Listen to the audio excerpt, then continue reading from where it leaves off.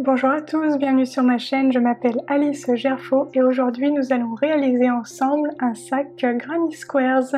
Si vous ne connaissez pas les Granny Squares, donc ce sont des petits carrés qui sont crochetés à la main. Les Granny Squares ont un petit peu la vie dure avec souvent leur côté coloré et associé à des projets réalisés par nos grands-mères. Aujourd'hui je vous propose de réaliser un accessoire moderne. Et donc nous allons réaliser ce sac à main en Granny Square uni avec des finitions impeccables comme ces superbes anses en cuir que j'ai cousues sur le sac. Et puis je vais aussi vous montrer comment intégrer une doublure avec des poches et un petit bouton magnétique pour le fermer. Donc j'espère que cette vidéo vous plaira et que celle-ci vous aura donné envie de sortir votre crochet et vos pelotes afin de crocheter ensemble des Granny Squares. C'est parti!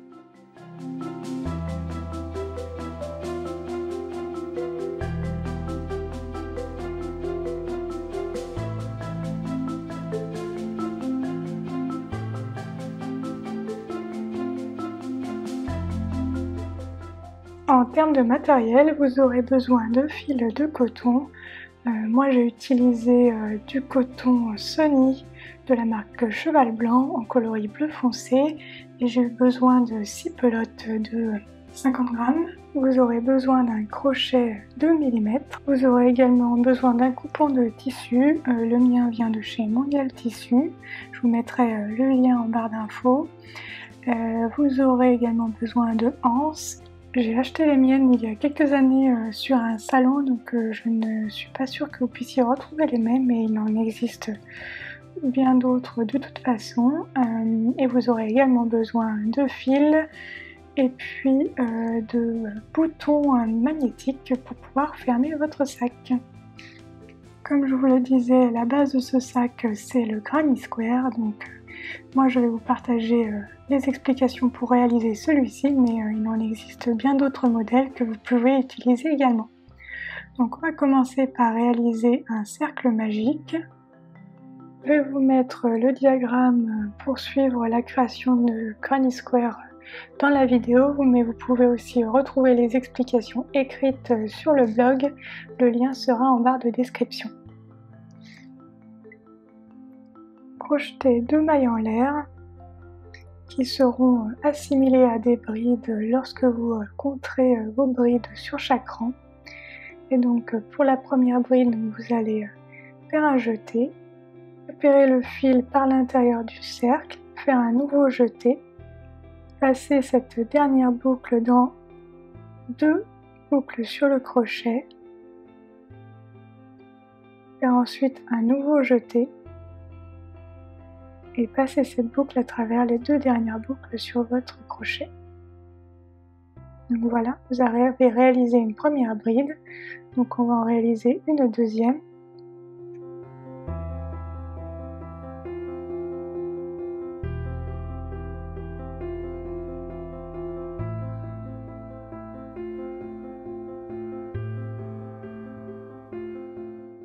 Pour former l'angle du Granny Square, vous allez réaliser 3 mailles en l'air.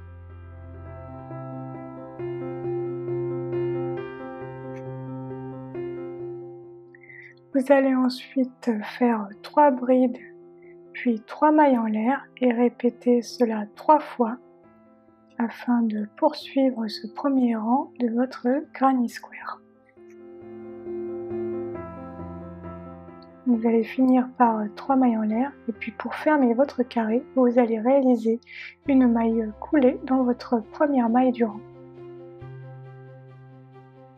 Chaque côté de ce carré a 3 brides, est formé par 3 brides et sur le rang suivant, le rang numéro 2, chaque côté sera formé par ces 3 brides que nous avons fait sur le premier rang et 4 brides supplémentaires. Sur chaque côté du deuxième rang, il y aura donc 7 brides. Donc on commence d'abord par 2 mailles en l'air et puis ensuite on va commencer à former les brides. Les 2 premières, on les fait dans les mailles du rang précédent et puis ensuite on va en former 2 brides dans le trou formé par les mailles en l'air du rang précédent. Donc ici vous allez me voir faire une bride en utilisant le trou, puis on va en faire une deuxième.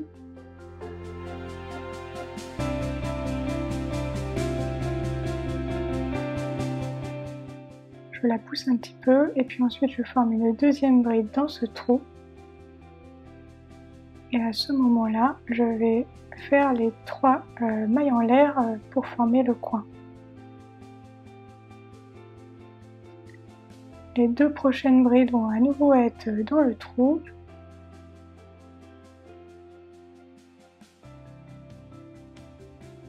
Et puis ensuite, on va pouvoir faire 3 brides dans les mailles du rang précédent. Donc toutes les brides additionnelles par rapport au rang précédent, on va les faire dans les trous. Donc à chaque fois, il y a 4 brides dans chaque trou. Donc continuez ainsi le rang en réalisant 7 brides sur chaque côté du carré et puis 3 mailles en l'air pour former les coins. Mais pour fermer le rang, comme tout à l'heure au premier rang, on va faire une maille coulée. Donc voici, vous avez réalisé votre deuxième rang de Granny Square. Pour former le troisième rang, on va procéder de la même façon. On commence par 2 mailles en l'air et puis ensuite on va réaliser des brides le long de chaque côté. Donc ce troisième rang va comporter à chaque fois 11 brides sur chaque côté du carré.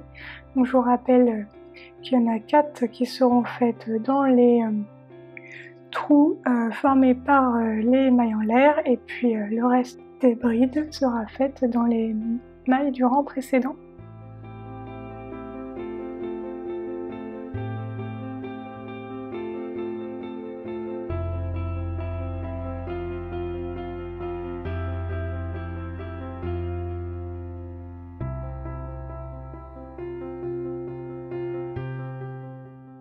Pour le quatrième rang, on va faire le même principe que jusqu'à présent, à part que sur le quatrième rang, les côtés de Granny Square présenteront 15 brides, donc 2 dans chaque trou formé par les chaînettes à chaque fois, et puis les 11 autres seront formés dans les mailles du rang précédent.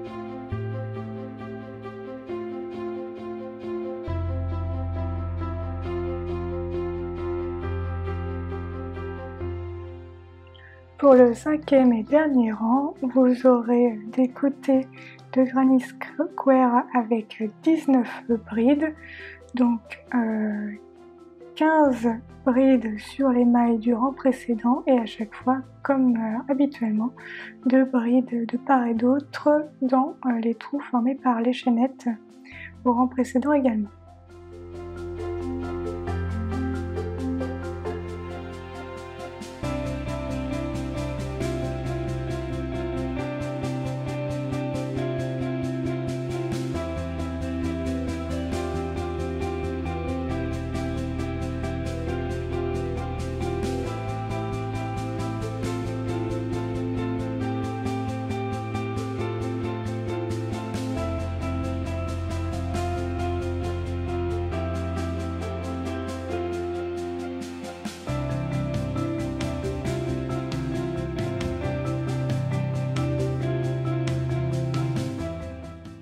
Et voilà, vous avez crocheté votre premier Granny Square et pour réaliser ce sac en Granny Squares, il vous en faudra 36 de plus. Mon Granny Square mesure 8,5 cm de côté parce que je crochette de façon serrée Si vous crochetez de façon plus lâche, il vous faudra peut-être réduire le nombre de granny square afin de ne pas avoir un sac trop grand. Une fois que vous avez réalisé vos 37 granny square, vous allez les assembler en suivant ce schéma. Je vous conseille de les assembler d'abord ligne par ligne et puis ensuite d'assembler les lignes entre elles, comme ceci. Et pour assembler les granny square, vous allez faire des mailles serrées entre deux carrés. Pour cela, vous allez piquer dans le brin arrière du carré qui est le plus proche de vous.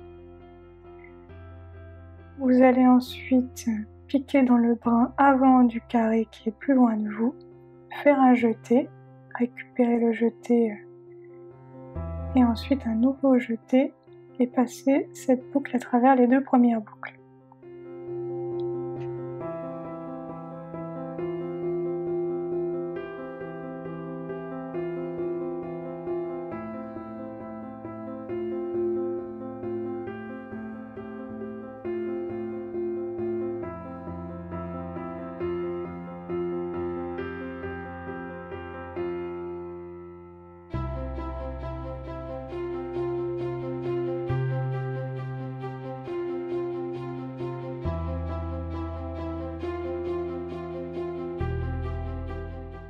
Voici ce que cela donne lorsque vous aurez assemblé tous vos granny square. Donc moi j'ai choisi de mettre les coutures côté envers, mais je sais que beaucoup qui ont réalisé ce sac mettent généralement plutôt la couture à l'extérieur. Moi je préfère le rendu comme cela. Donc, une fois que vous avez assemblé tous vos granny square, on va réaliser une petite bordure à l'intérieur, côté envers, pour pouvoir y coudre la doublure par la suite. Donc vous voyez que j'ai commencé ici à réaliser des brides sur toute la largeur de mon sac. Et vous allez réaliser cette bande de crochet à deux endroits. Ce sont les deux traits rouges qui sont présents sur le diagramme que vous voyez à l'écran.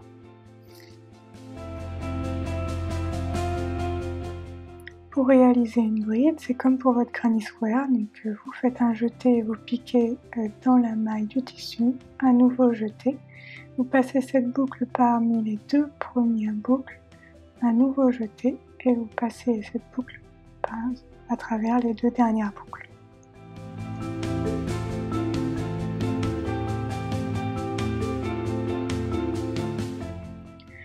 Je n'ai pas calculé exactement le nombre de brides que j'ai fait pour cette partie-là. Le tout est d'avoir réalisé des brides de façon assez serrée pour que ça forme un tissu quand même pas dense mais continu à travers tout le sac pour pouvoir bien coudre la doublure dessus. Donc faites au mieux, c'est pas besoin non plus d'être très homogène, mais voilà, réalisez une bande de brides à travers tout votre sac pour pouvoir ensuite y accrocher la doublure. On va désormais lâcher un petit peu le crochet et justement préparer la doublure du sac. Pour cela, j'utilise du papier de soie pour couture et puis on va y reporter la forme de notre sac afin de créer un patron pour la doublure. Donc je replie les parties qui ne vont pas avoir besoin d'être doublées et puis je vais faire le tour de mon sac avec un crayon.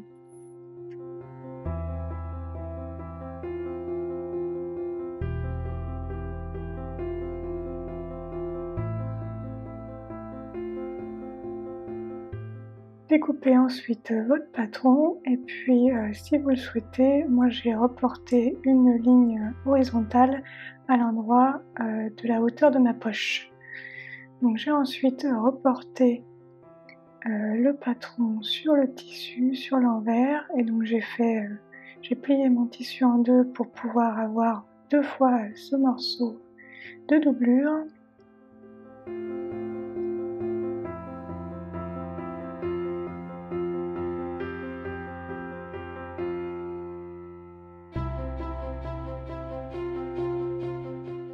J'avais oublié de mettre ma marge de couture, donc c'est lorsque j'ai effectué la découpe que je l'ai faite. Je me suis laissé environ 1 cm de marge de couture tout autour de mon patron.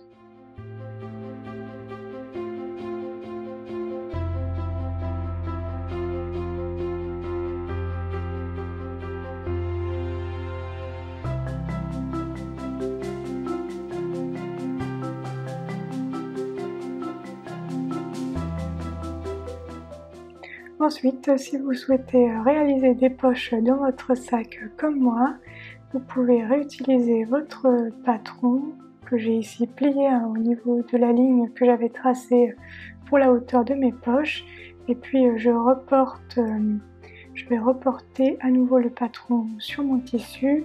Ici mon tissu est aussi plié en deux et je positionne le patron au niveau du pli.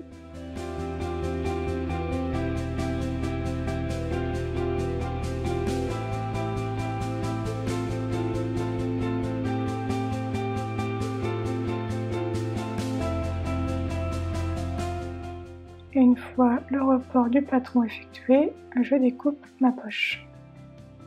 Pliez ensuite votre poche envers contre envers, et puis je vais reporter mon patron sur mon deuxième morceau de doublure pour être sûr de pouvoir faire correspondre les angles correctement. Cette partie n'est pas indispensable si vos marges de couture ont été faites proprement. En l'occurrence, moi je les ai un petit peu faites de façon approximative avec mes ciseaux, donc j'ai préféré reporter le tissu pour avoir bien la forme des deux côtés. Donc là j'ai mes deux morceaux de doublure, et puis on va passer à la préparation de la poche. Pour cela, réalisez une surpiqûre sur le haut de la poche. Une fois la surpiqûre réalisée, vous allez attacher la poche à un des morceaux de doublure en réalisant des coutures verticales pour former des petites poches.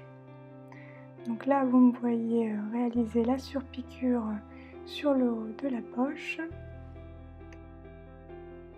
Et là, je procède donc aux coutures verticales pour former des petites poches. Et donc, je commence toujours ma couture quelques millimètres au-dessus de la poche avec mon point d'arrêt vraiment au niveau de la poche pour que ce soit bien solide.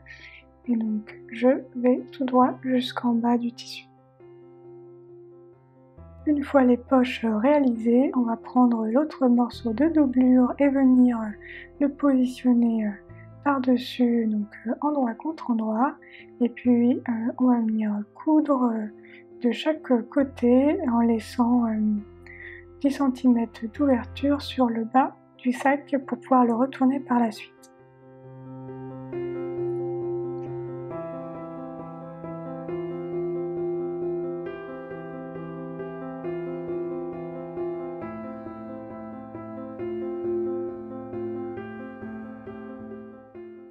Donc voici ce que ça donne. Donc le haut est resté ouvert et puis il y a un petit trou sur le bas également. On va reprendre un petit peu notre crochet et puis on va refermer le sac sur les côtés. Donc en réalisant une couture comme on l'a fait jusqu'à présent. Donc une couture de maille serrée à gauche et à droite du sac.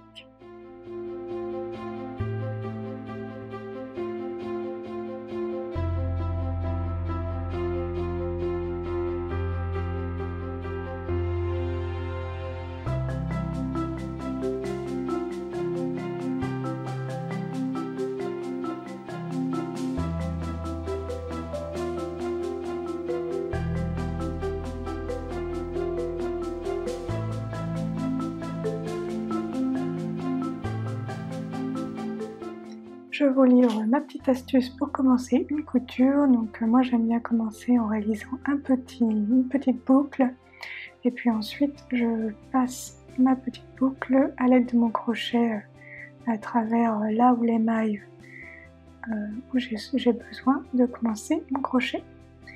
Donc pour faire la couture, c'est comme tout à l'heure, donc ce sont des mailles serrées et on utilise donc le brin arrière du granny square devant nous, le brin avant du granny square le plus éloigné pour créer notre maille serrée et coudre le bord de notre sac.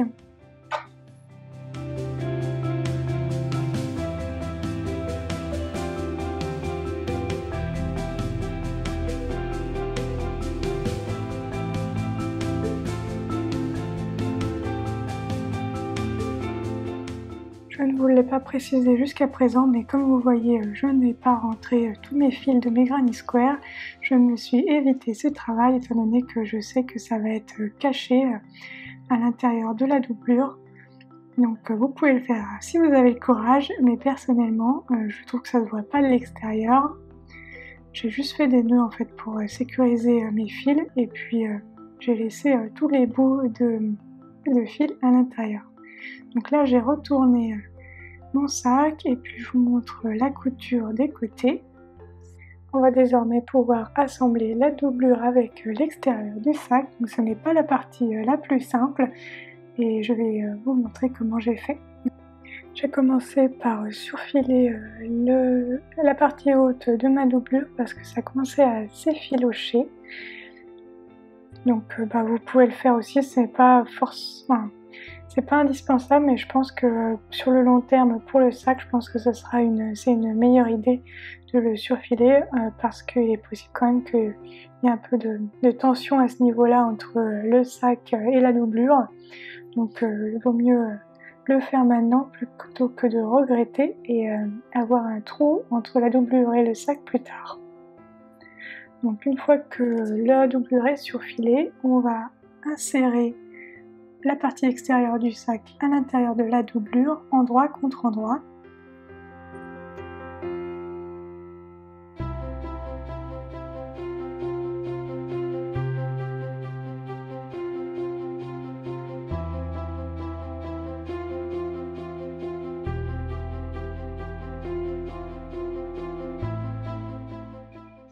Faites bien correspondre la bande de crochet, la bande de bride que vous avez réalisée au crochet à votre doublure parce que c'est sur celle-ci que vous allez coudre.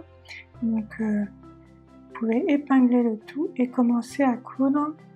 Donc moi j'ai choisi de le faire finalement sur la partie intérieure du sac pour être sûr que je prends bien la partie crochetée avec le tissu et donc vous allez voir que ça a mis cette partie un petit peu fastidieuse, il faut aller assez doucement pour réaliser la couture afin d'être sûr que toutes les épaisseurs de tissu soient bien cousues ensemble. Je vous montre de près ma couture, bien que ce ne soit pas très joli à voir. Je me suis reprise plusieurs fois à certains endroits, mais bon, le principal c'est que ça tienne bien. Et maintenant on va retourner le sac. Je crois que c'est une de mes parties préférées, de pouvoir voir le sac sous un autre jour qu'avec tous les fils qui dépassent. Donc là je sors la partie crochetée du sac à travers le trou laissé en bas de la doublure.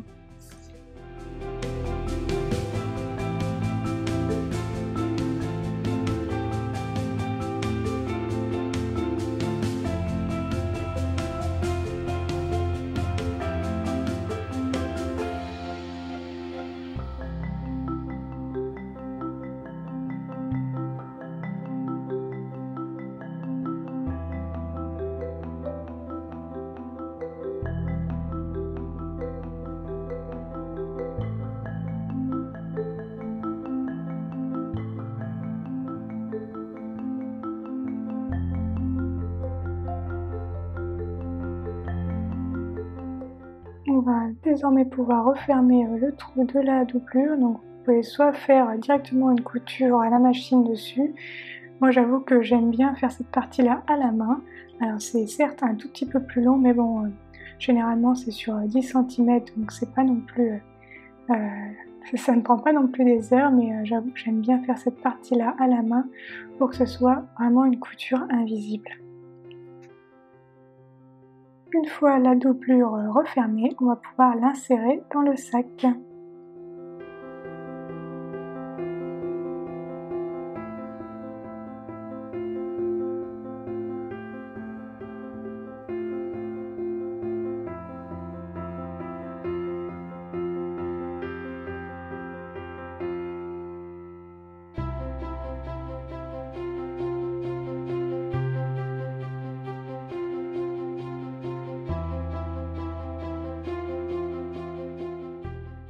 N'hésitez pas à passer un petit coup de fer à repasser pour aplatir la couture de la doublure.